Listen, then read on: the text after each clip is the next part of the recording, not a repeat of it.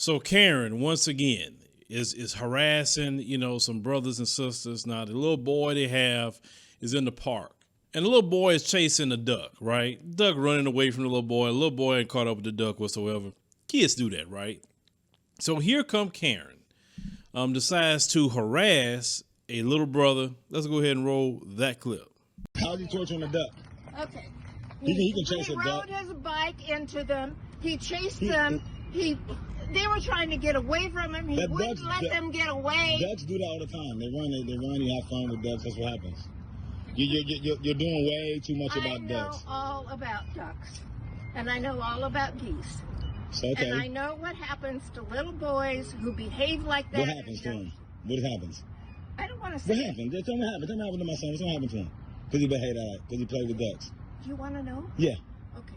Well, you better look up the history of serial killers, because they all started out torturing animals. That's not torturing animals. He's not torturing animals. No. You have a dog on a leash. And that's on the law. This dog has to be on a leash. But I'm saying we're talking about torturing an animal. Like that dog is being controlled by you. Who's playing with him. He's not going to be a serial killer. You actually have more. Like you're doing way too much. This is a 9-year-old boy. Talking about being a serial killer. Wrong. No, he ain't acting wrong. Not from playing. He's having fun. You acting wrong. Look at you. You all out of breath. You out of breath. You being too nosy. No, come on. What are you talking about? Funny. It is funny because you think about it. Next time you scare an animal, you might be scaring your own dog. You probably eat meat and want to talk about torturing animals. You eat meat? Oh, okay. Be quiet then. Hey, that's a good point. We don't eat meat at all. That's a good point. You have no reason to believe that I eat meat. You have no reason to believe that you are a vegan. So. I'm an old lady. She's trying to be over here yelling at him while I'm this far away. Yeah, like you don't approach any child without their parents. Excuse me. It's open. He was breaking the rules, and I was objecting. Well, why don't you contact City Hall? You should contact. You should call them right now. Call City Hall right now, please. Call them. There's nothing wrong with chasing ducks. Yeah, seriously. He wasn't. He was. I was watching the whole time. Yeah. Thank you. More than chase them. Move along, He was threatening me. No, he wasn't. Oh, he was too. I was over there. What did he say to him? What did he threaten him? What did he say? He threatened him? What did he say? Go. What did he say? No wonder he does things like that. Why? Because you guys aren't teaching him the rules. What rules? The rule posted? That you don't torture animals? No, dang. You're torturing animals.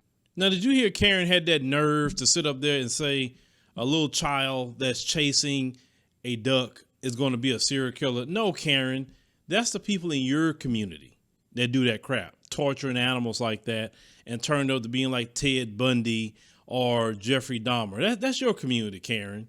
That's not us.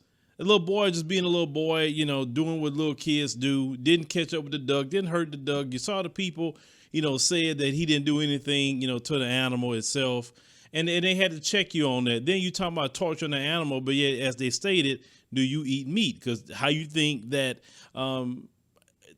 animal is going to be treated when they slaughtering them for your consumption? Do you think they do it in a nice way? No, right? So you have to think a little bit when you're talking about torturing animals and they got onto you, but okay, well, you got a dog on a leash. Why a dog isn't off the leash then? You're talking about torturing animals, right? You say, well, it's the rules. It's funny how they always talk about some rules, but they the biggest rule breakers that walk the planet Earth. Karen and all her ilk, right? Karen is the mother of the Jeffrey Dahmers and all the racist police and all that. Karen's the mother of those people.